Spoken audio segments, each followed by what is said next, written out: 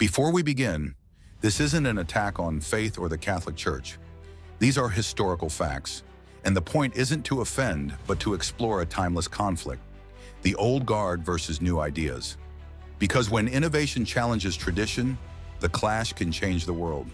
For centuries, the Church was the gatekeeper of truth in Europe.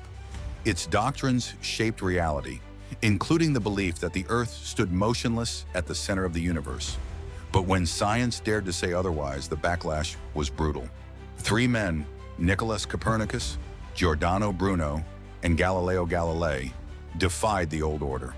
Their ideas were considered heresy, yet in the end, truth won. Their work was met with resistance and persecution, but history ultimately vindicated them. In 1543, Nicholas Copernicus dropped a cosmic bombshell, that the Earth is not the center of everything. Before Copernicus, the Earth was considered the center of the universe. This model was widely accepted, and the Church embraced it. However, Copernicus placed the sun at the heart of the solar system, defying the Church's beloved Ptolemaic understanding. At first, Rome ignored him, but as his ideas spread, they were branded dangerous. By 1616, his book, De Revolutionibus Orbium Coelestium, or On the Revolutions of the Celestial Spheres, was banned. It was deemed heretical, dissenting, and was placed on the Catholic's Church Index of Forbidden Books. Yet Copernicus's theory outlasted the Church's disapproval. Though his ideas were considered controversial in his day, Nicholas Copernicus laid the foundation for modern astronomy, and eventually heliocentrism was widely accepted. Proving Copernicus correct, the old model crumbled. The new one became law. Giordano Bruno, an Italian philosopher, astronomer, and mathematician, expanded on Copernican ideas, proposing an infinite universe with multiple worlds. An infinite universe meant that it is limitless in size or extent and impossible to measure or calculate. To the Church, this wasn't just wrong. It was an existential threat. If Earth wasn't special, what did that mean for God's design? Bruno's radical views led to his arrest by the Roman Inquisition in 1593. The Inquisition was a tribunal within the Catholic Church established to combat heresy, apostasy, and other perceived deviations from religious doctrines, often employing harsh methods like torture, persecution, and death.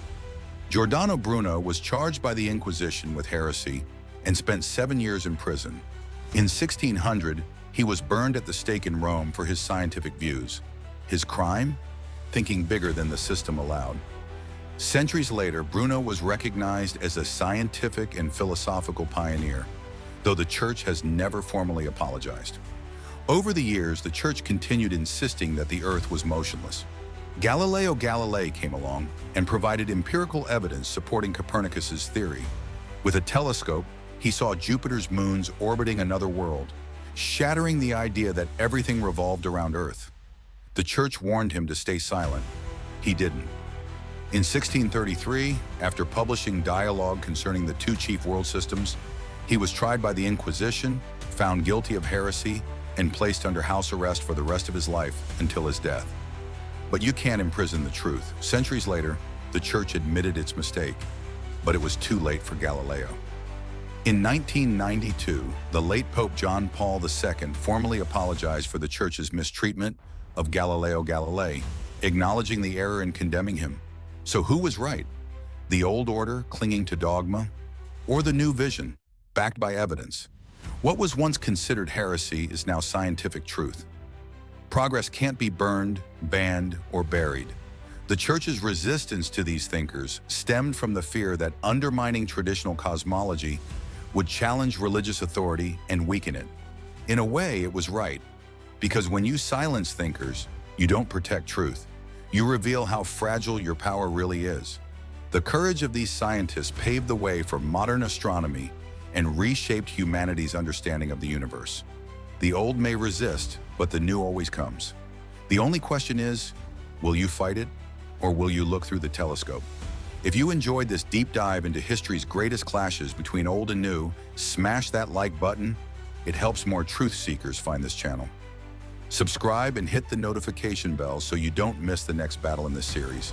And in the comments, tell me, who's a modern-day Galileo in your eyes? a scientist, an artist, a whistleblower? Let's keep the conversation going, because ideas shouldn't be silenced. They should be shared.